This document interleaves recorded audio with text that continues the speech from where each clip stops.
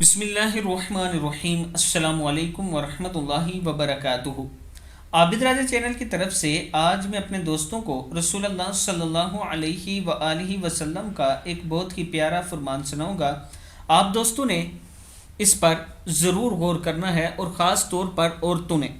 رسول اللہ صلی اللہ علیہ وآلہ وسلم نے ارشاد فرمایا، کسی عورت کے لیے جو اللہ اور یوم آخرت پر ایمان رکھتی ہو، حلال نہیں کہ وہ 3 دن یا اس سے زائد کا سفر کرے اور اس کے ساتھ اس کا باپ یا اس کا بھائی یا اس کا شوہر، اس کا بیٹا، اس کا کوئی محرم نہ ہو۔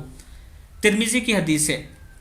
پھر سن لیں، کسی عورت کے لیے جو اللہ اور یوم آخرت پر ایمان رکھتی ہو، حلال نہیں کہ وہ 3 دن یا اس سے زائد کا سفر کرے اور اس کے ساتھ اس کا باپ یا اس کا بھائی یا اس کا شوہر یا اس کا بیٹا، اس کا کوئی محرم نہ ہو۔ یعنی بغیر محرم کے 3 دن سے زیادہ عورتیں سفر نہیں کر سکتی۔ اس کا رسول اللہ صلی اللہ علیہ وآلہ وسلم نے یہ فرما دیا ہے کہ عورتوں نے 3 دن سے زائد سفر کرنا ہے اگر، تو اپنے ایک محرم کو یا بیٹا، بھائی، باپ، کسی کو ساتھ لے کر کرنا ہے۔